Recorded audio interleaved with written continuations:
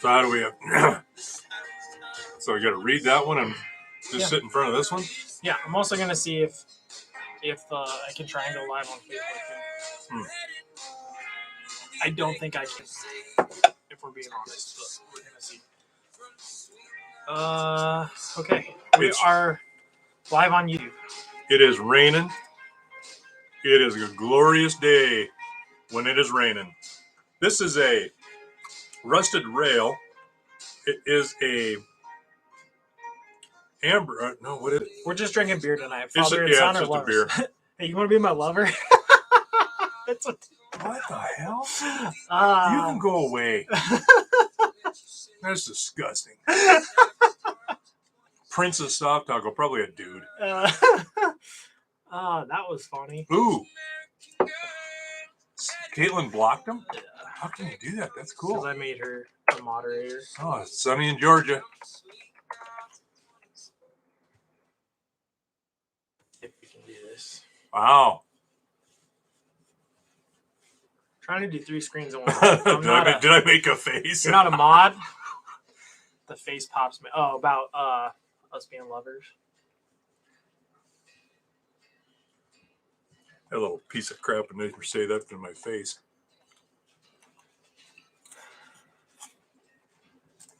I'll allow it. I don't know if we're gonna. We might. Oh, okay. Where's this coming from? Right? Yeah, it is right there. Hi, babes. I thought Sarah was. Oh no. Okay. Well, we're gonna see if this works. Because I'm not sure. I've never done 3 lives at once. What are you? I'm trying to do it on Facebook too, man. Oh. Goodness gracious. Great balls of fire. Well, I'm glad you're doing it because my technological prowess lacks.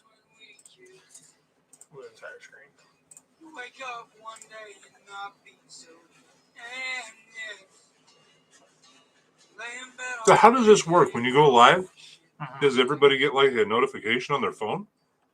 Not necessarily. They can. So in TikTok, people will just scroll across you.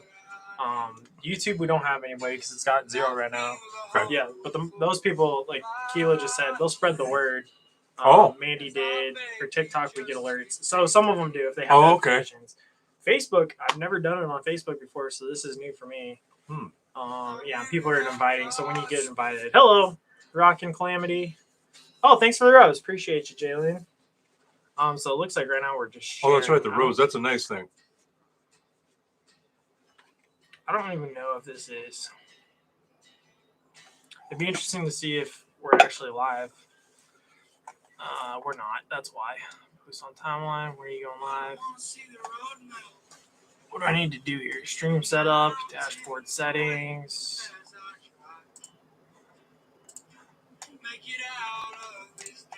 Oh, I got. Okay. Dude, the military movers hit our car. Whoa, that's dumb. How to get the space? Had to get the spicy ladies here. No, that's good. Public, save. I'm not Wilford Brimley. He doesn't have a good enough mustache.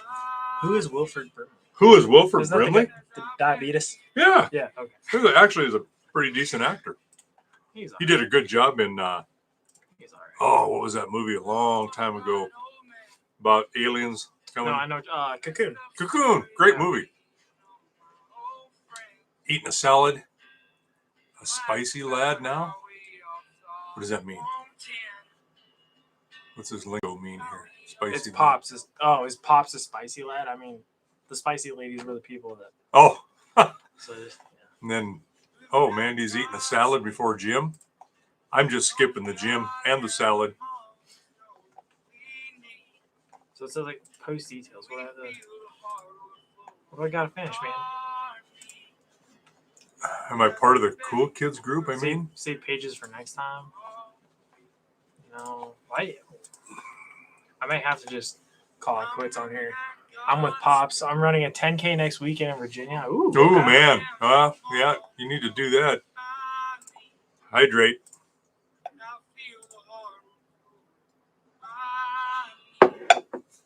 Good job. I'm glad I brought extras here. Mm-hmm. That's right. He was the oatmeal guy too. It's good for you. Good for your heart. Oh, did you really? Oh yeah. Chris is going to Maryland tomorrow, or the doctor. I'm believing it's Maryland, but good water is your best friend, right out of the spring. Oh, you didn't drink water out of the spring while you were here, did she? No, she didn't. She should have. Oh, the Silver Spoons. I have no idea what that show was. I'm not sure. He could have been. I don't know. I didn't watch a lot of TV. Allow select how many locations listed below will be able to select. Walking to my cat. I thought, yeah, car. Got it. Those are kind of funny. He didn't take you. Huh. That wasn't my fault. So that's your fault. A ranch in south central Montana, Dusty, called the Hashknife Ranch. Tell us your story. All right, that's you.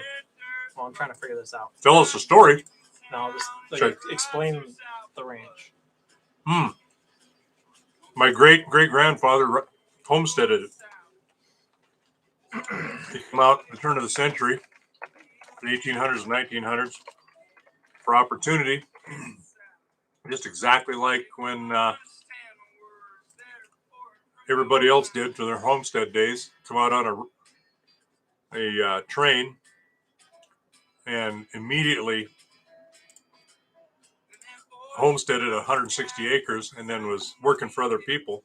The family was still back in Minnesota area. That's where they'd come because we're kind of Viking descent. A lot of Viking. Anyway, I can make up a story too. Yes, Dusty, I would. No, don't do that. Oh, well, come on. Or make one up. We'll never know. Yeah, but this is go true. On and on. Anyway, and on and on and on and on. He was working for other people too, and he was a shrewd man. Started working for somebody else more and more, and traveling a lot by foot to do it. And ran across a piece of ground like this one we're on, and basically bought it. Was able to trade, sell his, buy this, and start amassing some property. And kind of the rest is history. He's been doing everything up since then. My great grandpa, and to my great uncles, and then to my dad and mom, and then down to me, and now to my boys. A couple 100 acres in Connecticut. That's a lot of ground in Connecticut. Yeah, it is. Oh, that's awesome. Still owned by you. Fantastic. And that's great. Same story then. Just didn't come as far west as we did. But being able to hang on to that is hard, very difficult. When you say woodwork, are you a cabinet maker? That kind of fine type of woodworking?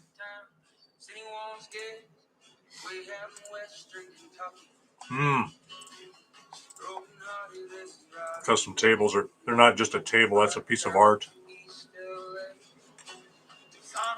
Kind of neat. What kind of wood is mostly in your tables? I know you're taking them from your homestead, but all right, I have to cut this out. Yeah, this is turning into something. I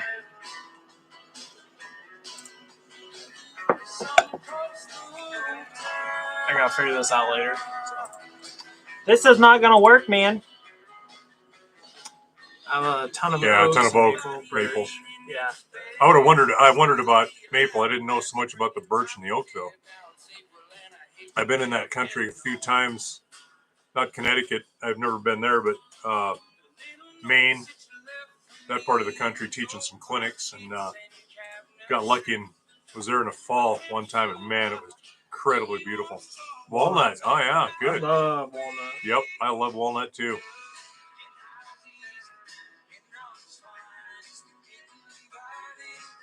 Trying to fix this nonsense.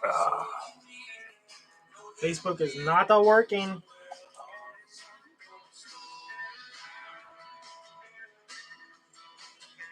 Yeah, it's gonna be a light supper tonight. I love Connecticut. This isn't the greatest stuff to graze on, but I've eaten a whole lot worse. Stupid. I wish I understood this stuff. All right. I'm here, I promise. Just driving. Yeah, same. I'm 45% Polish. Oh boy. Polish, eh? So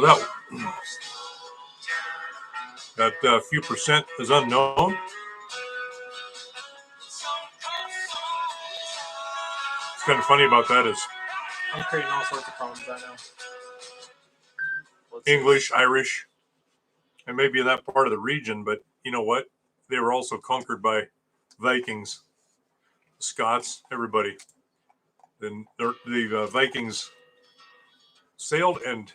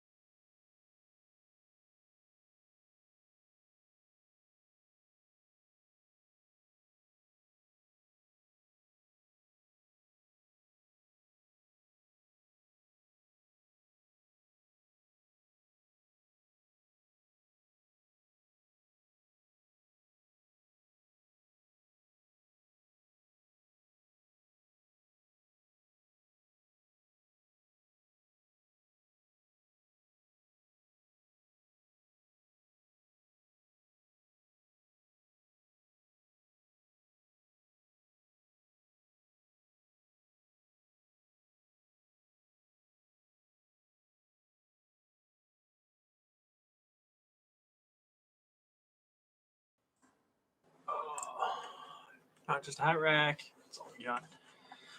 1, 2, 3. You know who this guy is? probably somebody new that I don't know.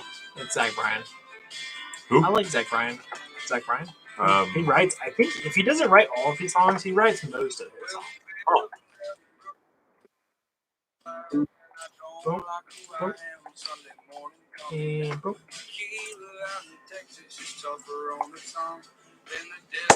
All right, here we go. So what do we do? Oh, you're making it happen? No, I'm just telling people. Oh.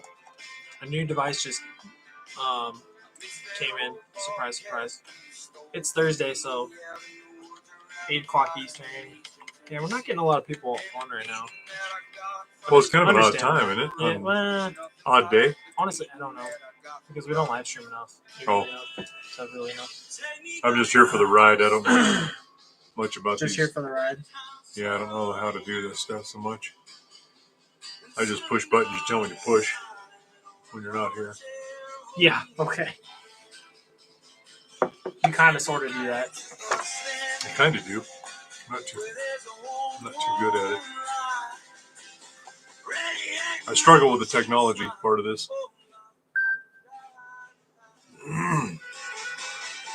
Caitlin's texting me right now. Caitlin is? Mm-hmm. Telling you how to do it? Yeah, something like that. Right, let's try some of these cheese. Try not to smile.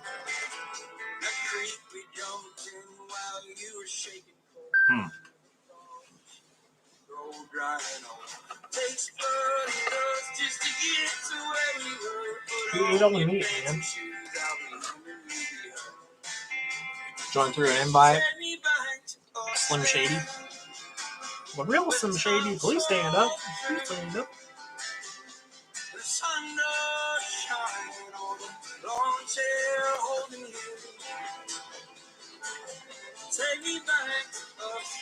Mm-hmm.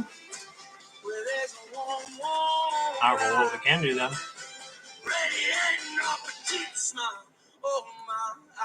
So how many Thanks people? for the follow, Slim Shady. How many people do you get on at a time? On a good night, average. Well, maybe average. I've had over 100 before. No kidding. Mm-hmm. That's quite a bit. Because we can make this into a. I can turn this into no problem, Sleepy. Hey. We can make this actually into a. I think I can edit I can edit the live on YouTube, so we can talk about some things. Oh, there we go. Behind the scenes is the theme for the monthly thing. Tell us about the Philly. Today's new edition. That'll work. Yeah. We can start there. Well, I got up this morning and I was awake at 3:30. Couldn't sleep. Well, that's your problem, man. I know. I was up at 4:30. I laid there till 4:30. Got up, made some coffee. That's when you come out. I thought maybe I woke you up. No, I had my alarm on. Then it got daylight. I could see there was only a couple of mares standing in the pasture where they have been, and I thought, we might have a colt. Yep. You saw the same thing. So what do? He grabs the latest technology, new toy, and flies it out to see if there's a mare and a colt. And sure enough, there's a mare and a colt. But he couldn't tell me whether it was a filly or a stud colt. New toy is a drone, so I signed up a drone. Slim Shady, I just had to put down one of my horses, broke her leg, and then thrashed when she did it. Yep. That sucks. That's never fun. Nope. That always sucks. Yeah. She broke her leg severely, and vet said she had. Yeah. I'm guessing the bone was angulated. It does that? That's not much. Yeah. Not much hope. With how difficult it is because they rely so much on their legs. Well, everything. You don't have. I don't understand how people are able to slip going downhill in a pasture. Wow. How old was that? I was just gonna ask, how old was that horse? How steep was that hill? Slim Shady, where you at, by the way? Like, are you in the Kentucky area? 4 years old. Oh, that's young. Are you in was the grass really slick or something? Or super rocky and steep? Like, what happened there? Virginia, okay. That can be pretty hilly over there. Oh, yeah, there's some rough country. Huh. Yeah, that's always unfortunate. Yeah, I always hate to hear that. Just got a leg caught in the ground. Yep. There it is. Yep. Groundhogs, going down here. prairie dogs, gophers, badgers. There's some badger holes out there. Yeah. We crossed today. Yep. So with the theme being behind the scenes, I would say. I don't even know. People want to know about the colt. Yeah, you're right. So we sent up the drone, looked at it, definitely verified that who the horse was, because there was 3 mares. The mare. Yeah. Verified the mare. Saw that it was a little black, what we thought was a black horse. So we got up, all hands on deck, me, mom, dad, Mom went and got the maternity pasture closed up with the panels, and she started putting water in the trough. You and I grabbed a halter for the baby, a halter for Mom, some grain, and then we jumped in the side-by-side to get close to Mom. Because she's out there in altogether, there's about 60 acres in those two pastures she could go into. Yeah. But she's separated from the other mares, so that was good. So we jumped in, grabbed her, and haltered her, and then I hand led her and the baby back. And when you put your hands initially on the mare, he was able to see that it was a filly, so that was good. But it's kind of like the baby's kind of like a silver gray that it'll black out. I think. Just bought that filly 3 weeks ago. God, I got fish back out. Well, you can put us in the background, Krista. But yeah, that's kind of how it is. Yeah, it's unfortunate. How's my cow? The Deuce. The Deuce-a-rama. Deuce-a-hama-lama ding-dong. She was a rescue, and she was my baby since I got her. Yeah, that's unfortunate. That's how it works. God, that sucks. Yeah, really sorry to hear that. Well, we got the cows into the corrals, and then they decided to open the gate while we were welding panels up. By the way, filly's a nice silver color. Almost silver all over. She's not gonna stay that way though. No, she'll turn black. She had three little hairs that she's gonna have a technically I think she's gonna have a star on her forehead. Yeah, maybe. She's not Grula. She's silver. Nope. Yeah, with it, a lot of times they'll start out Grula colored or silver, and then they'll turn black. Yeah, almost every time.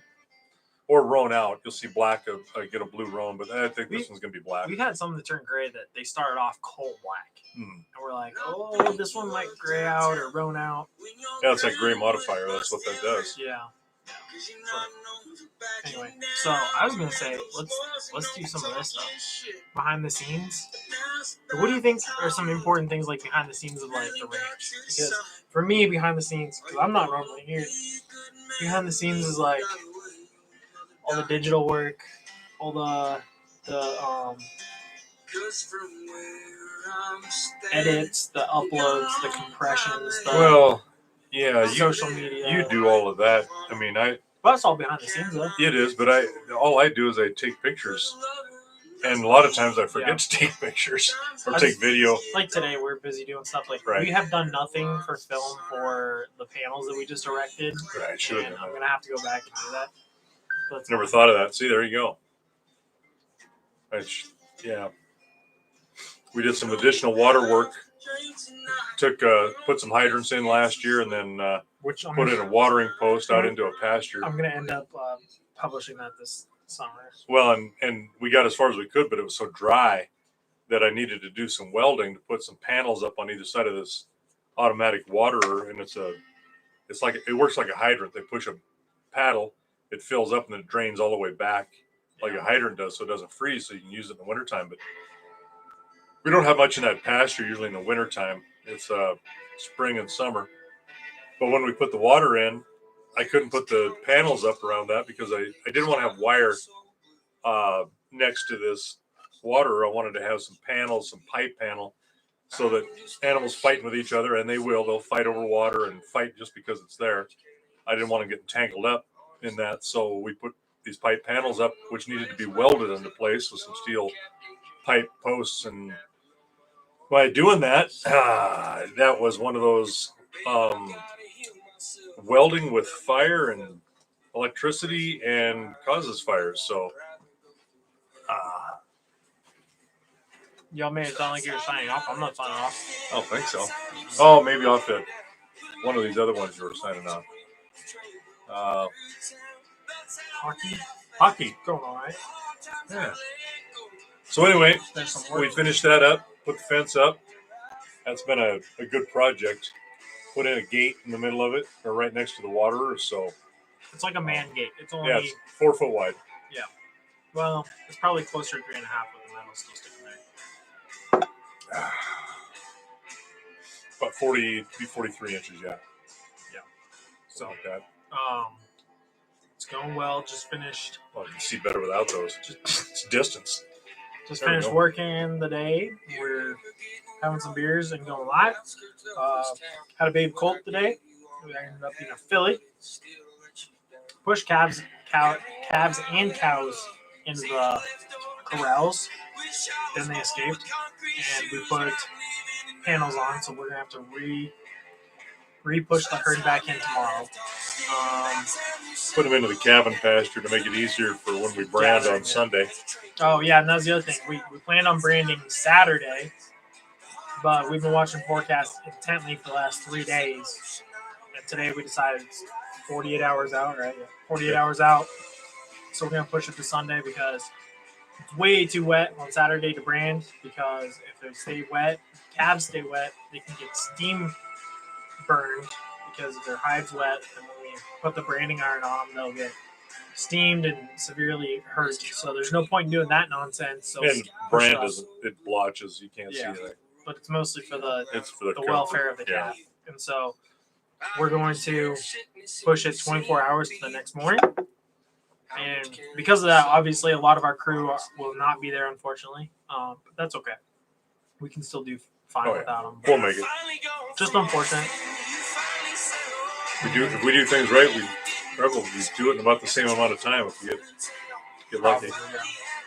Last year I just stood around and pointed my fingers and told people what to do. It was different for me. I hadn't done that before. But that's the thing too, is people think that it's fun to be at the brandings, and by all means, because we're here to educate and share with people, it's fantastic. But it's stressful. It's also stressful. But on top of that, the more people you get there, sometimes the more difficult it is, because it's like having, if you had a chef with 5 utensils in their hands, are they really being effective? No, they're not.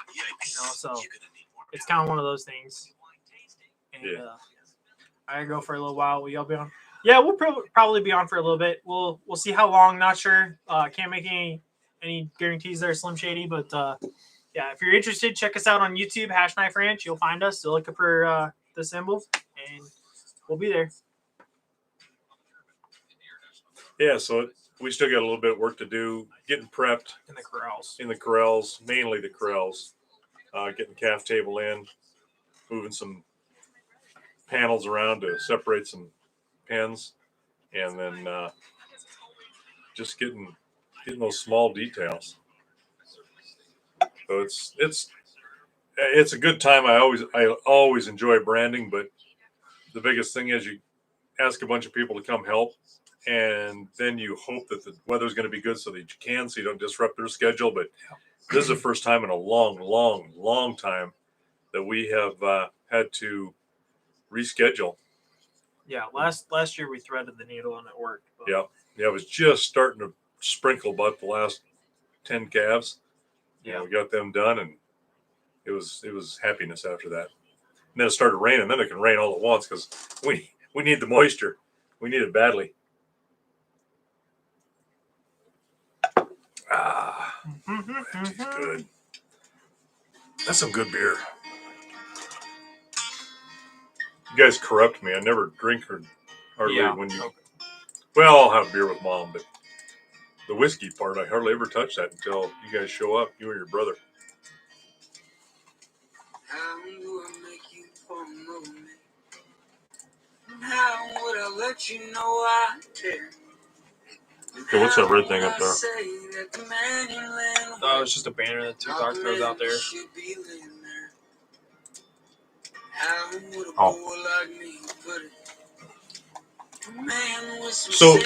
So do people listen, or they just watch or listen while they're doing stuff? Kaylin's doing something right now, so she's just listening. But, okay. Some people, it depends on what's going on. Some people listen. Others won't. Oh, you know what we should talk about? Because I feel like this is the time to talk about it.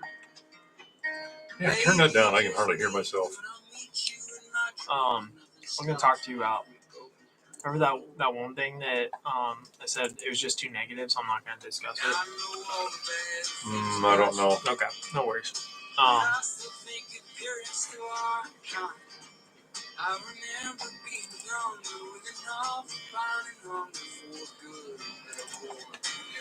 The horse community.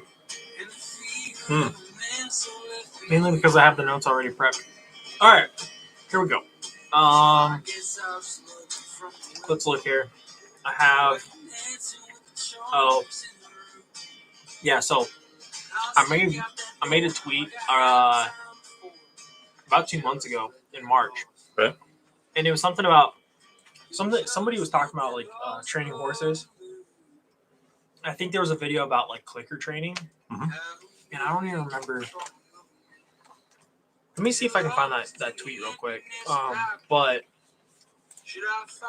essentially, I was just like, this is why we personally don't clicker train. We have an issue right now with it. Like we just don't. If I remember correctly, it really wasn't anything like anti-clicker training. No, it was more like, hey, this is just why we don't do it. Like I see a problem with it, and oh my goodness, like did it just flip everybody out? I really want to find it here so I have the right context, and maybe I did say something that I just wasn't meaning, because that can always still happen too, unfortunately. Yeah, punctuation's big. Sure, yeah, punctuation. Yeah, we have issues with clicker training. They mostly learn to react to a specific incentive rather than bond with you because they mostly learn to react to a specific incentive rather than bond with you and use their mind in tough spots. That's what I say. Well, I don't disagree with that. I mean, it's based on food, right? A lot of times, or reward. Yeah. But they respond to that instead of respond and then get a reward. Yeah. Because I have seen some clicker trainers that were doing demonstrations when I, like a massive, say, an expo where people are demonstrating their different philosophies. Sure. And guy had a clicker trained his horse, and his horse was moving away from him every time he'd get his reward, and he was using food with his clicker. Every time he did it, the horse would then leave and would not do anything for him until the guy went to the horse and again started the clicker stuff and got the reward. So the horse had him completely trained. Yeah. I mean, it was a wreck, and the horse would do some things, and I've got no issue with clicker training. I mean, if you want to do that, but I see mainly when it's very up close, and you're doing things on the ground where you're doing trick type or trick type, sure. Yeah, I mean, it's a really you're looking good, for a very specific movement and trying to incentivize it's that. Is a very good system for that. Yeah. But as far as a training, say a clicker training to get a horse to stay calm or calm down. They're looking for that incentive. They're looking for that for instance, feed. And a lot of people use feed, which I absolutely disagree with, except for two things.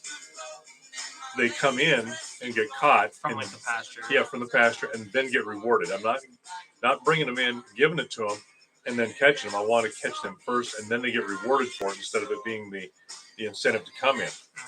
The other part of that is using feed for teaching a horse to load in a trailer that is. Oh yeah, it's incentive to pull them in. Well, no. Again, I don't use that as incentive. I load them, and then once they're in, I will give them grain to occupy them. It's a reward after the fact, but then it also helps to have them calm down. Sure. It takes their mind off of this enclosed area, and but still, neither one of those are incentives. They are rewards after the fact. Okay. Where a lot of times the clicker training is the reward for doing what's requested. Right. Yeah. So that was the tweet, right? Yeah. And of course, I got roasted. Like, okay, it's all right. But like the way people interacted with that tweet was just like so negative that I was kind of disappointed again in the horse community, because we've had this discussion before, especially on YouTube. Like when people say something when it comes to horses, they oftentimes just hit with the negativity of like, you don't know what you're doing. Your mindset or your philosophy is completely wrong. Like there's nothing about like, hey, I don't understand why you're doing this. Like, can we talk about this or have a discussion? Or I prefer to do this because of this reason. Why do you decide to do it that way? It's like, to an extent, it's almost like current politics where they just like want to just pound on the other person. Well, Look, I've been training horses for over 50 years. And the one thing that I have learned and learned early on when I was very young, and didn't really have any credibility because I was so young. Nobody would, like, he doesn't know what he's doing because he's young. Yeah. And then as I got a little better, and even in high school, people were bringing me horses to train or to fix that would have problems. The one constant to that, once I became good enough that I had some kind of credibility, or the people thought, well, maybe he knows what he's doing. At that point, when you are somewhat of a threat to someone else's knowledge or their training base, or maybe can bruise their ego a little bit, and that's the problem with any kind of specialized behavioral type, because you can do one thing that is a say metalwork, for instance. There's different ways to do it, but it's pretty similar. And there's better ways, but it's still similar. Where when you're doing behavioral training, there are all kinds of very wide differences in how you do it. And because of that, when somebody's successful at something, which is fine, then the ego kicks in. And one thing about it, even if you've never trained a horse, but you've ridden a horse or handled a horse, ego is enormous in the horse world. And so, I mean, it just is. Do you think that's because it's a cultural thing? Because it's like the West? Because it's like, yeah, I'm more of a cowboy than you. Partly. I can handle cattle better than you, like yep. That type of thing. I think it is. I think there's a lot to that. And everybody's got their own different way of doing it. But I can tell you this, I've never trained any two horses exactly the same way. Sure.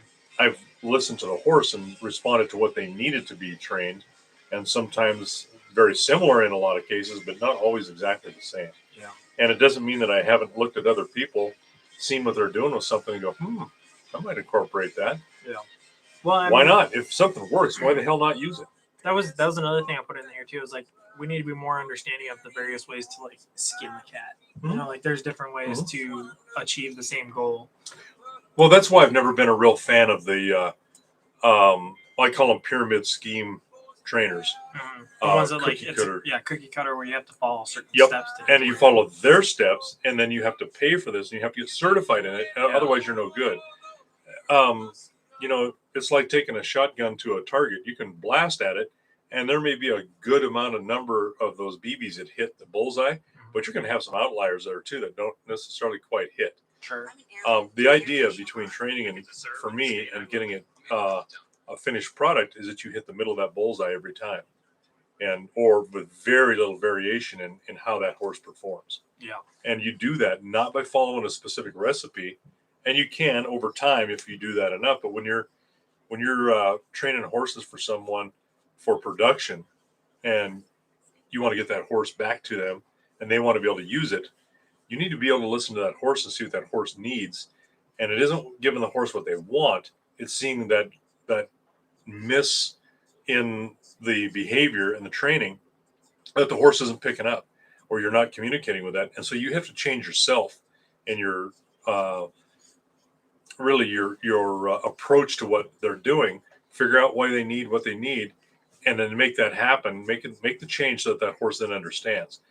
And all you're doing is not following a recipe, you're following the horse and making them better, to then go ahead and make that horse like it's the last one you did. The one that's fantastic, you do that and get to that same goal. Doesn't matter how you get there. Well, I'd say there's probably to an extent there is a recipe of the overall concept of what to do, but you don't have to follow it step by step. No, that's right. Yeah.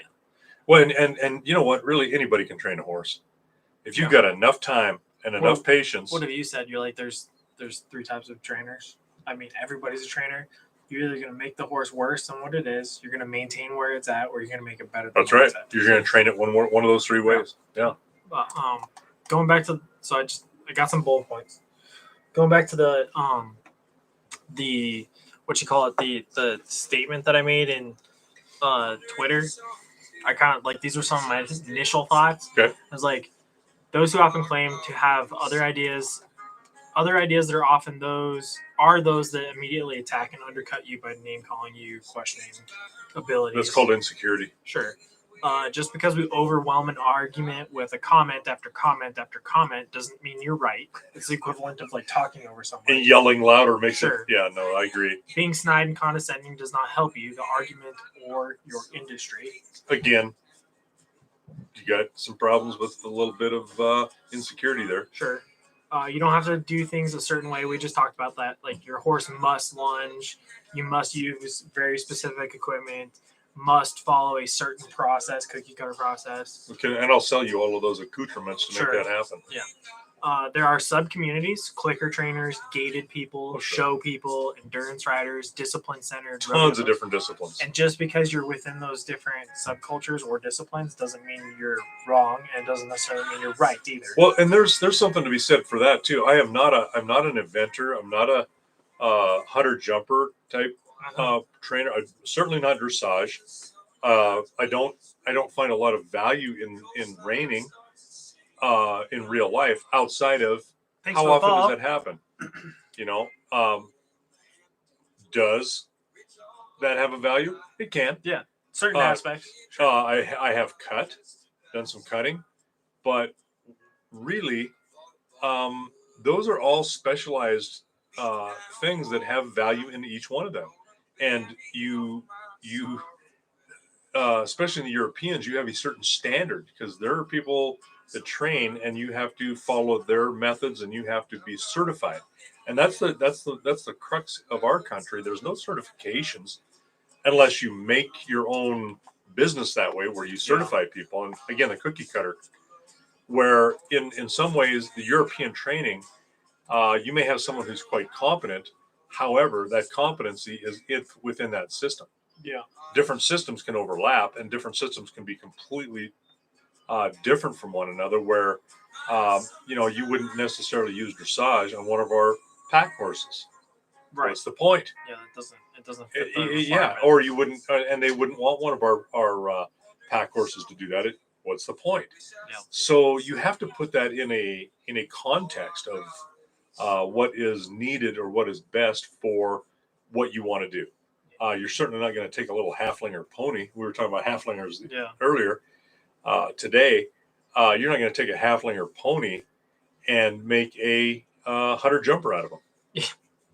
Right? Might be a little impossible. Yeah, I mean, it's the same in human terms as you're not going to make a marathon runner a heavy power lifter. Yeah. You know why? It's not suited for that. So the discipline and how to get to that is also wide and varied. So I've got a lot of respect for all of those disciplines. It doesn't mean I find them particularly useful for what we do. And we are not. I never claimed to be a trainer of everything. Be a little tough to do that. You could, if you live long enough and you train enough horses, you can do that. But again, if you spend enough time with your horse, then you're going to make that horse do really good things as long as you're disciplined yourself in the behavior that you want for them. Now, the other parts I had too were, because you have a different idea or approach, your skills and abilities are immediately discredited and questioned. Some go as far as to question humanity, suggesting that you abuse animals. So versus, using, hey, you did something wrong, maybe a little bit of negative reinforcement, like, right, hey, you're going to run around the corral a little bit, versus not giving them food. You're not going to deprive them of food and water. Yeah. If you do, then I can buy that argument that if that's a training technique, then maybe that is a little bit over the top. But I was thinking also along the lines of like, it's different between giving them treats versus saying, "Hey, you did something wrong. Now you're going to work for doing that." You know what I mean? Like that's not abusing a horse or something. Look. Second point. Another one. There you go. This is another point I thought. This is what keeps people away and drives them out from the equine industries, because we have these types of behaviors with people. Yeah. This attitude is also with separating those in agriculture from those in urban areas, because they see the infighting. At least from my perspective, I think they see infighting. And they're like, "Why would I want to be in a community like this?" I don't know. Maybe there is. I kind of look at it that a lot of the urban folks don't see the minutia of the different cultures within, the Sure. Yeah. the That makes different. sense. So I think it might be something that's more finely missed easily because if you're not part of it. Yeah. Now, I think we might hold on to that for a second. But somebody said also, so I made a comment about how you should really listen to the body language of your horse, licking, chewing, dropping the head, blinking, ears focused towards you, head looking at you, Muscle tightness. Yeah, all the things, right? Yeah, leg and, placement. And they sent a article which is right here, and it says, "Is licking and chewing a sign of submission in horses?" And ultimately, I'll give you cliff notes. Like, it's pretty quick and to the point. It's a decent article for the purpose that it's trying to provide, which is they found recently, as of early April of 2019, so 4 years ago, that licking and chewing is a stimulant from a stressor. And so it's not because they're licking and chewing, say, "Hey, I am submitting to you and I understand what you're trying to tell me, so I'm going to do it." It's I am stressed and this is what's happening. Mm-hmm. So to an argument, you can say, "Yep, I can see where that's coming," because as a baby, foals will start chomping their mouth saying, "I'm a baby, leave me alone. I'm okay. Like, I'm not a threat. Like, please leave me alone." Like that Cole did this morning. Right.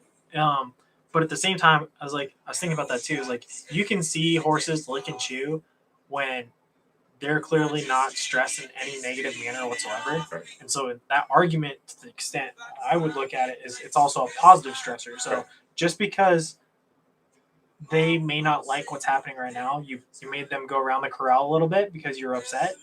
They might be stressed a little bit and they're upset, but that's natural, because does a 3-year-old, does a 4-year-old like being disciplined for what they're doing? Not necessarily, but that's just because it's a negative stressor doesn't mean it's negative to them. You know what I mean? Right. That's kind of what I'm thinking. Well, and I see Caitlin's point also was the barrel quarters versus packed and gated. Absolutely. It's a little different. Absolutely. I mean, you're now starting to talk about slow and fast muscle twitch, conformation. All of those kinds of things fit into that. Just exactly my argument with the halflinger being a hunter jumper. But you got to look at what basic things happen in a body, whether it's human or horse or really any dogs. I mean, we live with dogs and cats. Sure. When a human is under a lot of stress and that stress kind of goes away, what do? What's a very common thing that happens? They yawn. Mm-hmm. It's a sigh. It's a very big response from your nervous system about the stressor. And some stress is good. There's eustress and there's distress. So we've all been kind of keyed into that. But when you're talking stressors, well, looking for that response is what you're wanting to do. You're very seldom are you putting a huge amount of eustress on a horse. You are when you're training, eventually, because they will learn to like that interaction, and they're doing things. And I mean, you see some horses, they love to be trained. Yeah. It's just they love it. The other part of that is some horses don't want to be trained. Sure. And the same thing, that stressor. So it's all about the context of it as well. So yeah, I agree. And I've used those keys on the physiology of that horse, what's going on in their mind at the time as you're training, to modulate and change or work harder or less on that horse. Yeah. Now it's all about pressure release, right? Right. And that was another thing people are saying. There's a difference between positive. They kept saying R plus and R minus, and I was like, what are they talking about? And I finally realized it's negative and positive reinforcement is what they're trying to talk about. Sure. Which to me was a little condescending, because to an extent, if you don't know what that means, that's shorthand for something that's in that community. Right. Like, you're forcing somebody to try and come into the community and understand immediately what they mean. Like, that's not appropriate. Well, it's not, but there's also, then you are at the bottom of the hierarchy too, and understand your place. Yeah. That's the unsaid thing. Yeah. There's a so to me, I took that as kind of disrespectful is what I mean. Yeah, I mean, egos are egos. Sure. I mean, there's a pretty well-known trainer that did the same thing with the selling of merchandise and selling of your competence, and was he's a good marketer. Yeah. But when you teach the people that you are getting money from, or they are your students, whether it be formal or through articles, or they're paying into to get more information at different some level, I guess, or a hierarchy of that, and you build what I call that cult mentality, and one of the things that this person said is never ever pat your horse. People that pat their horses, they're stupid. They don't know what they're doing. Never pat your horse. Always just stroke your horse. Well, to an extent, I understand. I start out stroking that horse. Yeah. Absolutely. If you just start patting that horse right off the bat, you're going to spook him away. Yeah. Because that is a fairly abrupt body language directly from you to them. It's a little aggressive. It is. But that's like what I did with Bet today. Right. Like I stroked him, right. Made sure he was okay, kind of soothed him, but then at the same time, like I pat him because like you need to get used to this because he tries to use any excuse to get upset. Right. Like get over it. Like you're gonna accept this for what it is. And I was patting him on his chest, on his shoulder, and then I was like, okay, now I need to stroke him and reinforce that. Oh, good job, Sarah. Right at home. Glad you made it. Yeah, well, and my whole response to that is, why wouldn't you pat your horse at some point? I want that horse to be able to accept anything I do to them. Yeah. And so you build this cult mentality of you only do what I tell you to do because you've paid for me to tell you this. Yeah. But they were actively going out and criticizing other people whenever they said them. For a different opinion. He told them to go and when they see that, to jump on these people and tell them, that's stupid. You don't know what you're doing. Why do that? And that's not respectful. Again, that's that cult mentality. We only do the right thing. So you're paying me to tell you what to do. I'm telling you to do this, and because I'm telling you this and you're paying me for it, you're in the club. Yeah. No, Sarah, we're not talking about bomb-proofing horses. We're just talking about like the horse community in general. And so this kind of goes back to what I wanted to go to. I said something about clicker training on Twitter for the ranch. And so I had 5 bullets that kind of made me think about things again. I said, what started all the things was the comment about how we personally as a ranch and an organization disagree with the use of clicker training for training horses. And the reasons why I disagree are these 5 bullets. Like the first training for our purposes. Sure, yeah. But like the first was, it reinforces the idea that you always get rewarded. Like that shouldn't necessarily be the thing. Like you're not always going to get rewarded for doing the right thing. Right? You're expected for it, but it's also the pressure release. The right. release of the pressure Sometimes, is a reward. Yeah, exactly. The horse is doing things for a goodie rather than because there's an expectation. That was my second point. The third is it doesn't seem the horse always thinks through the problem. Rather, it just looks for the treat. That was your point too. I think you made a while ago. Was it was just looking for the food rather than actually figuring out the problem. Right. Not Pavloving the horse. Exactly. Yeah. There you go. And I would say the example for that was what happens if it stumbles into a ball of wire and you're not there with the treat readily available. Is it just going to freak you out or what? Well, here's a good example of clicker training, and it wasn't clicker training per se, but it was the reward that was expected. Is my aunt had a little horse called Patches, and she wore shirts like I do, like I've got these pockets, and she would put treats in her pocket, and she was we'd call her busty woman, and my grandpa, was his sister, so it was my great aunt, said, that's not a good idea, feeding that horse those little bits of goodies. That horse is going to expect that, and it's going to cause you a problem. They're going to get more and more demanding about being fed. She wouldn't listen to him. So what happened? After time, she was always going out, and that horse knows where those goodies are at. Pull those out. She was out of goodies, had no more, and this horse was insistent that they have another treat. Reached up and bit and grabbed that pocket and completely just missed her breast and ripped that pocket right off of her shirt. So who taught who what, and how well did that work for whatever she wanted to do? That horse was there for her to feed it, nothing more. And at that point, she realized she had a major problem on her house or on her hand. Yeah, Sarah says, no, ma'am. Yeah, exactly. The fourth point that I had was you're not just seen as a part of the herd animal. Like what we try to talk about is like communicating with them and being like the dominant one. But not dominant in the sense that you're abusive or anything, but just not dominating. In the heart. Not domineering, but dominant. Yeah. But in the hierarchy, you are in charge. And rather, you're just seen as a vending machine. And I put in there, studies suggest that it is not proven horses see you as a herd animal. My question is, are there studies that prove you are not seen as a herd animal? Well, here's the thing. What is that horse? What have they grown up being? The only context they have is the herd. Yeah. And you're a part of that. They think on their terms. They don't think on yours. We teach them to think on our terms. That's what training is. Yeah. And that's my point is like, part of the whole Twitter thing, people were saying, well, it's not proven that you're part of the herd. Well, has there anything on the inverse? Like, that you're not part of the herd? Right. Like, and then the final part that's like asking somebody what it's like to be a twin. Sure. Yeah, they don't have any idea what it's not like to be a twin. But the final point that I had was not using clicker training does not mean you don't provide treats, don't give any praise, don't release pressure, and you don't look out for the welfare of the animal. Right. Just because you don't do clicker training doesn't mean you're not there to make sure that the animal is at the optimal that it can be. Taking care of it, making sure it's safe, healthy, all those things. Now there's some caveats to that, and if you want to use a click as a cue to do something, that's fine. I can do that with my mouth. Sure.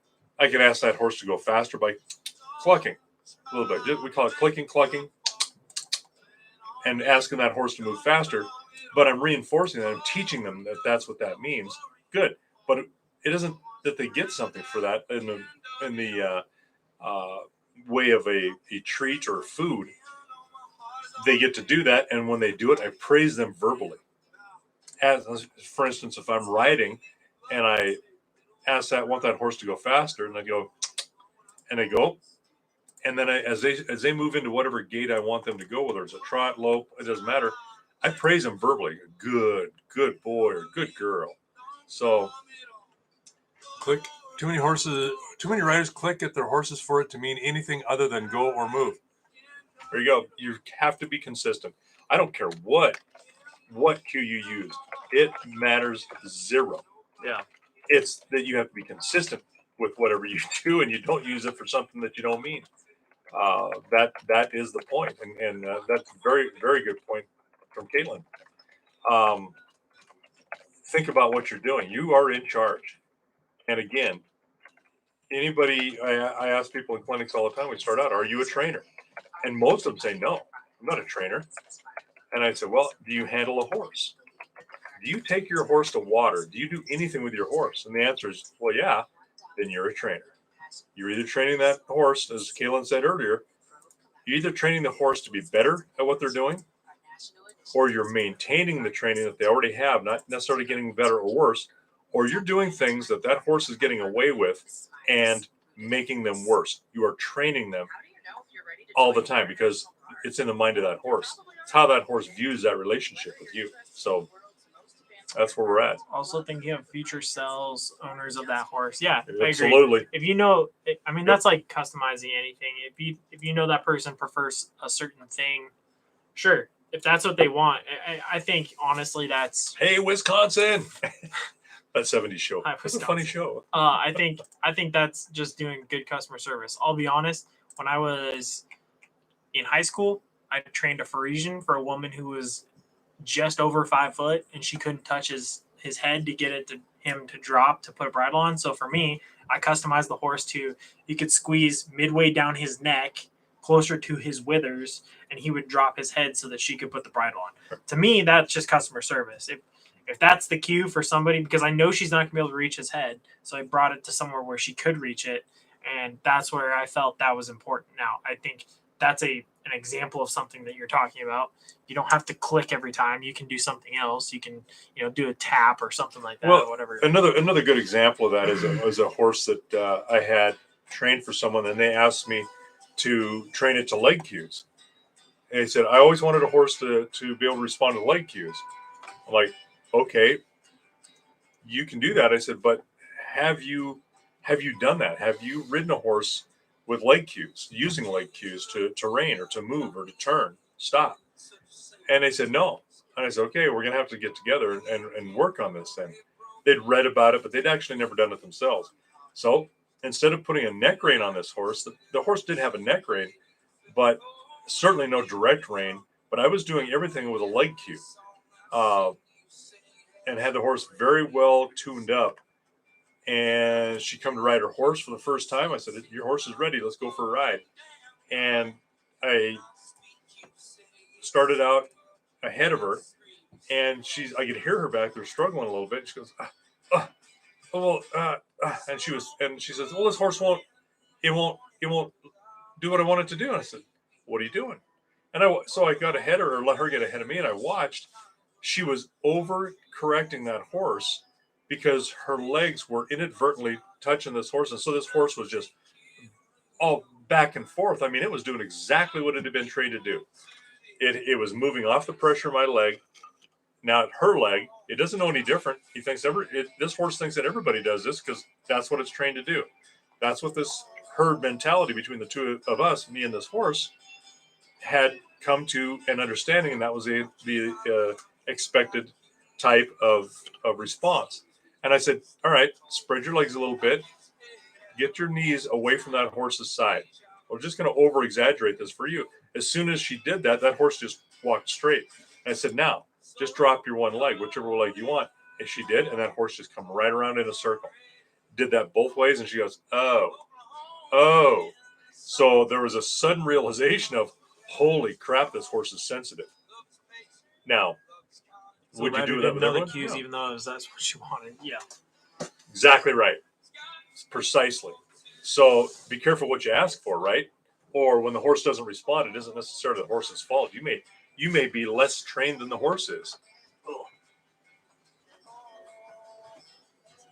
Huh. Somebody can't hold their beer. I guess it's just me and you guys. But this is a whole issue with training, with horses, with people who have sent a horse out for training, and unfortunately, he broke the seal. I'm way cooler. Well, you're a sweetheart, I think. Or are you a dude? Sorry. Oh yeah, Tina. Well, Tina, I appreciate that. Mom's upstairs.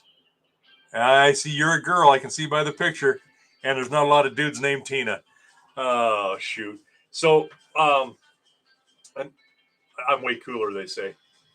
Anyway, having the responsibility to know what you want and really know what you want, and then to follow through with that. There's a lot of people who are trainers that I know, and some I respect, some I don't respect so much. I don't think they're as great. And that is that when that horse goes home to their owner, sometimes that's the best training that horse is ever going to receive. They're at the height of their how they respond and how they handle, and it will only go downhill from there, because what that person is training them, it is training them to be worse than what they are. And you know what? If somebody can just maintain the training, that's fantastic. You should always try to do something better. And I usually do something that is, it allows for that person to get better, and it allows that person to get better with that horse. And what I do is I will side pass that horse quite well, but I will leave sometimes a little bit of could be rusty on that, not quite as good as it should be, with the intent purpose of that horse being now worked with their owner, and the owner makes them better doing that. And if I can make that as a transition so that the horse then responds to them, and responds because they are pushing that horse, they're being diligent, and I show them how to do it and what to do, how to fix it, and try to make a good transition. So then that horse all of a sudden goes, ooh, boy, I got to listen to what they're doing. That's the biggest thing, is will that horse respond to you because they respect you or because they respect the previous trainer. And they will all try you. And there's days that are good days and bad days, just like we have. Sometimes that horse will go, you know what? Nah, not today. And it's up to you to go, oh, yeah, it is today. And it's going to be that way tomorrow and the next day. And you will do what I tell you to do. And so you form that mindset that, oh, I'm just going to do what you tell me to do. But if you slip one time, that horse goes, ooh, you can see him think, and you go, whoa, what happened? Hey, I'm going to try this again. And a big one on that, let your horse eat grass while you're going down the trail sometime. My horses don't eat grass when they're going down the trail. It'll be rushing past their face and they don't eat because I correct them for it before they ever try. But there are some people that animal will not even move down the trail because they're busy eating. They don't respect that person on their back. And so they do what they want. Slowing down to poop and stuff like that. Yeah, slowing down to poop. I have to come to a stop to poop. No, you don't. So it's about what they'll accept and what they will allow you to let them accept. So it's a very fine line about who is training who and just exactly how they respond. So you should always be training that horse. That horse should never train you. You should learn from the horse, but the horse's behavior shouldn't make you be basically ridden by them, and obviously figuratively. Anyway, there's a tirade. Sorry. Oh man, I had something to say there. I forgot it. Apparently it is just a hat rack. Dum dum dum dum dum. Elmo's World. No, I had something. What was it? It was great. It was a great tangent though. Well, I'm glad Sarah enjoyed it. No, I had it. That's all I ever learned about horses in college. That's it. That's all I ever learned in college. Now you know everything I know. Oh, it's not true. Oh, there's some secrets I'm not telling, but you don't even know them. Today's random farmer question. Anyone ever plant peas with sorghum Sudan or Sudan? Sudan grass. Looking for a decent legume to plant with it. Non-science guy. No. I'm still early enough here to plant peas, but I'm not a farmer either. Looking for a high yield, warm season annual that will give me a decent. You know what? Contact your local FSA guy. Yep. Get a hold of your county extension agent. I bet you they got a lot of help for you. That's one of those things that's it's a service that is underrated, underutilized. Yeah.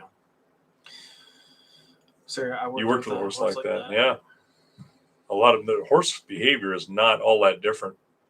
And you know what? They don't know whether they're a Frisian or an Appaloosa or a quarter horse. They have no idea what they are. They are just them.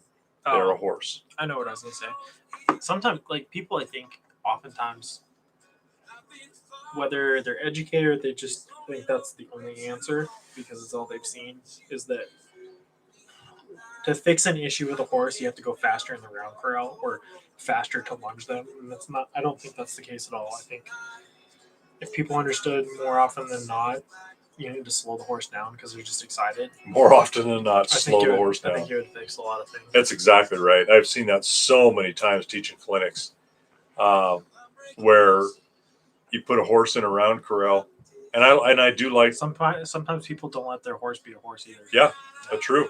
Absolutely true. They don't let them relax and be themselves.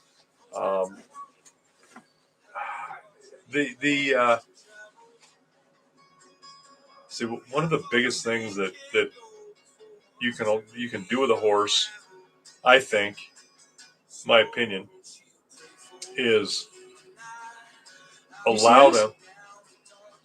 Oh, I think that's a horse. Somebody just pulled an 18-inch rod out of a horse's hind end because they decided to back. Oh no, that's right in the stifle. Front leg. No, it's the front of the hind leg. It's right at the stifle joint. Man, isn't it? Oh no, that is it. It's the elbow. Damn. Like that's a good 6 inches in there. At least. And another 12 hanging off of it. What the heck? Goodness gracious, great balls. What are you doing? What are you watching here? This is YouTube. Or it says gotta love babies, man. That's Twitter. Anyway, you were saying? I don't know what I was saying now. Sometimes horses gotta be horses. Yeah, true. I don't know. It's gone. No. We're also kind of for content reasons going through Twitter and Facebook at the same time. There was I had a really good thought. Oh, sometimes when I'm training or teaching a clinic, and I really like using a round corral, not a round pen. Pens are for pigs.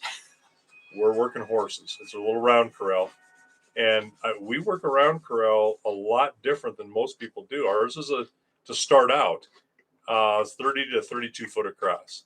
That way, I am not working hard, and that horse is doing all the work. I can control him with nothing but just my body presence and my positioning. So, and I mean, we got a video about it. We sell, but not trying to sell a video to anybody. If you want one, we can do it. Go onto our website. But most people use those small or round corrals or even large ones incorrectly, in my opinion. They push these horses and they work them hard. They run them, wear them out, make them tired in order to then start working with them. And that's exactly the point I think Kaylin was making, is sometimes working them harder is not solving anything. It's making it worse. It's giving them the mindset that, man, I got to be juiced up and I got to roll. No, I'll see these horses get in a corral, and the minute I close the gate, they start spinning around. I was like, okay, nope, slow down. And we'll make those horses come to a walk after a stop, and then they'll start to take off. They'll want to take off again. Hold them back and keep them to a walk without touching them. Just be your body presence.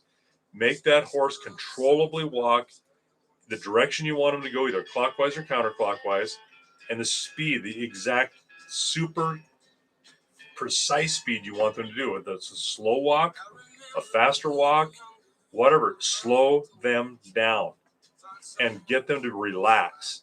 And then you can pick them up to a trot or even a lope for a short couple rounds, and then stop, turn, do the same thing. You start with a slow speed, you end with a slow speed. You do all these things in between, whether you turn it away from you, turn it towards you, whatever you want. But keeping that speed slow gives that horse time to think instead of just continually react and reacting to what? Flight. They are going to fly first, and that's what they're trying to do, is get away from you. So anyway, slow is better. And so many people don't know what to do, so they figure just doing it fast. And sometimes they're told that. So it's best to slow them down, make them work.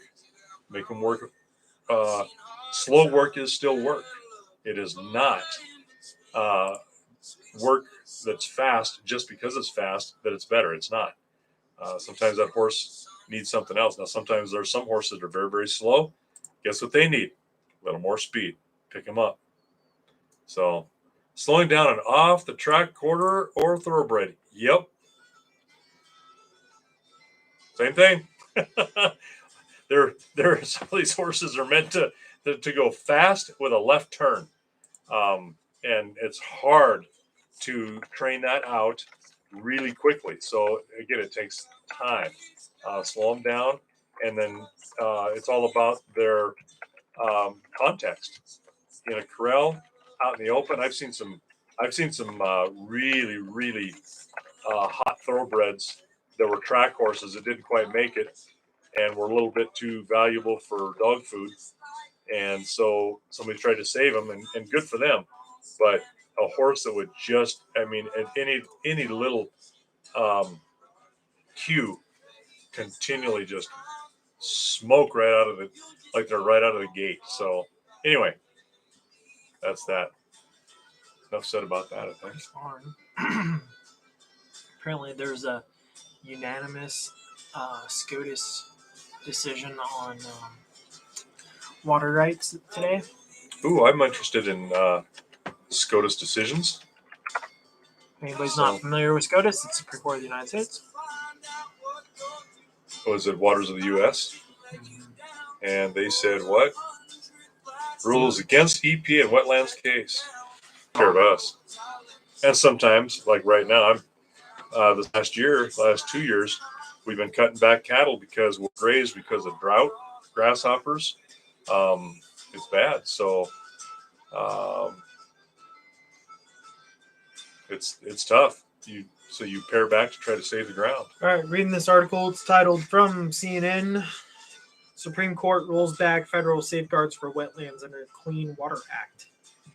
Supreme Court on Thursday cut back on the EPA's ability to regulate wetlands under the Clean Water Act with a 5-4 majority, continuing a trend in which the conservative-leaning court has narrowed the reach of environmental regulations. Okay, somewhere else it said unanimous, so that's not true. It That's was not true. 5-4. It was close.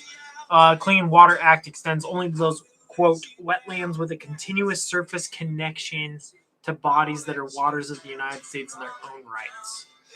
That's a big deal. This is a big deal, even for people outside of agriculture. Well, the decision is a victory for Chantel and Michael Sackett, who purchased a vacant lot near Idaho's Priest Lake. 3 years later, they broke ground, hoping to build a family home, but soon got entangled in regulatory dispute as they began backfilling the property with 1,700 cubic yards of sand and gravel to create a stable grade. The EPA sent them to order halting construction. Wetlands on Sackett property are distinguishable from a possibly covered water. Problem. That was in the dissenting opinion. Yeah, well, here's the problem with 45 years of consistent agency practice. Agencies are making rules that are not law that become precedent. Yeah. And it's a bad deal. Caitlin is lost now. We just switched gears to the hat rack over here was politics, going through some news feeds here and talking about the waters of the U.S. and the what the EPA just got their hands slapped for overstepping their bounds about the Clean Water Act. So here's what Kavanaugh said: by narrowing the Clean Water Act's coverage of wetlands to only adjoining wetlands, the court's new test will leave some long-regulated adjacent wetlands no longer covered by the Clean Water Act, with significant repercussions for water quality and flood control. So here's my issue with that. There's a very narrow context there. It's called creep. I see your problem, but I think that's a fantastic point. Is it's creep because it's creep the other way too. Mm-hmm. Well, you can say that about this, or you can do what you've been doing for the last 50 years, right. Which is, oh, this touches this, so therefore it's mine. That's right. Now this touches this, so now therefore that's it's what mine. my grandpa said about a neighbor of ours. Yeah. He said they don't want to own everything, just only those things that they border. Yeah, but no, you can make that argument about anything, man. Get out of here. Again, I think I agree with our governor on this particular circumstance. I'm extremely against him about TikTok right now. But, yeah, I mean, if you really don't think that the people living on the land and taking care of livestock and everything don't have the land's forethought, I guess, or welfare as their priority, then you're just wrong. Like, we truly want our land to do well. Otherwise, it's not going to do well for us. Yeah, I'm not going to keep going down this. It's not by any means is it unanimous. It's a 5-4 decision. That was a political statement, but whatever. Anyway, are you caught up now, Caitlin? Yeah, in a 5-4 decision, this is on Twitter, Earth Justice. In a 5-4 decision, the Supreme Court severely weakened the Clean Water Act. I wouldn't say severely, but this is a catastrophic loss for water protections across the country and a win for big polluters. I don't agree with that, but that's well. Again, now you don't have to listen to the wording of what goes. I mean, that's kind of stuff that gets me. Yeah, it's all right. People playing words, man. Oh, let's see here. So, how many people have we got now? 4. We have 4 people on, and that's it. You have such good eyesight. You can't see the 4 in the upper right. Oh, I don't know where to look. Upper right. So we've only got three left. Yeah. Well, I'm sure somebody might be watching us potentially on their feed. They just haven't clicked on it. Oh, okay. That happens sometimes. So, because I see, people they say they've joined, but they may have joined and then left. I'm trying to delete this post.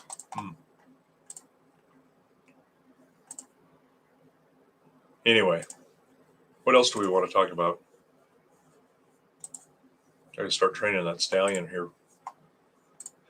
Oh God, this has been tough. Getting up to branding. We haven't had ice all winter long. Couldn't train this horse. How are the other broodies? Oh, brood mares looking. Thick. Thick. Yeah, they're. I need my mule. Away. Yeah, I'm starting to get a little bit worried about his mare packing this little. It's not mule. my mare. Let's be clear about that. It's a rented mare to an extent. Our mare that's packing your mule, hopefully, but she's getting heavier. But she's just. I don't see her bagging it. She should have had a baby by now. But there's a wide window with gestation on horses, so I guess I got to be a little bit careful and patient. And her history is that, you know what, she sometimes will have a colt and you can hardly tell she's pregnant. So let's hope that's just the case. This beer is particularly good tonight after all that work today. Progressive Real. Yeah. Oh, that's right. You did judge things today. I forgot about that. Yeah, this morning You decided you wanted to go. Tuesday was a busy day, so today was Judgerson. I had cleanup today. I did get a foofy coffee this morning though, which was nice. Yeah, I made him one of them sissy coffees. By the way, well done with the mixture of the two, the toffee with the chocolate. Chef's kiss. That was pretty good. You actually worked. Did she really say that? Worked where? Here? She said you actually worked today. I think she's talking about me because I worked every single day she was here, and she just sat around talking. Yeah, I went there. She did help. A little bit. I saw her face down, with her arm down in a post hole, pulling dirt out. She was helping. She can't help it. She doesn't have monkey arms like us, and we had to take over and get to the bottom of the hole. She also has airbags in front of her that help. Stop it. I'm just saying, as a woman. Stop it. It's natural. It's okay. I can't say that about Caitlin. I talk all day about your mother. I didn't say anything inappropriate. I just said as women. But anyway, I worked this morning in court, and then, I was in there fairly early, and then got out early. But I worked really late. I put in but we kind of 11-hour day. You kind of on Tuesday on the way out too because we saw the colt, so we scrambled, got the colt captured, and then you went in. I was still there by like 20 after 7 this morning. Yeah, I know because I made the comment. It was like 7:30, and you were already well gone. Oh, I was yeah. Like, he got out a lot sooner than I thought. Well, all we had to do is get that horse in, and you could do the rest, which I appreciate. I mowed a little bit for Mom. Connie or Rose Riley got a bunch of things mowed for us later today. She did. She was on that mower a lot this afternoon. She's probably tired, tuckered. Probably. I burned myself pretty good. If anybody's interested, that Weldon man, right there. He hit the ground and was flopping around like a fish. I thought something bad had happened. I thought I couldn't get. It probably doesn't look that bad. Just a little bit of slag. Yeah. But I thought it was stuck on me. I couldn't get it off. I flopped over trying to get away from it. Uh-oh. Me or little me? I'm not sure what that means. Yeah, me or you actually worked today? I'm not sure what that means either. I'm missing the context, I guess. Okay. Where are we at? We're at 123. Tired comment. I'm so lost. I don't know. She's tired. You're tired. I don't know. I know little one's tired too. Oh yeah, I'll bet little one is. It's 9:15. Oof. Yeah.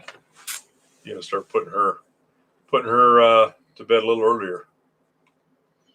But not feeling good. Oh no. She or you? Little one. Little one's not feeling good? Yeah, oh, that's too bad. Picture. Oh yeah, she's not feeling good. Poor kid. Yeah. All right, we're probably gonna call this quits. Honestly. All right, we're starting to wind down a little bit. Time for me to go plant my butt in a recliner and not do a hell of a lot. Toodles. Bye. Thanks for joining.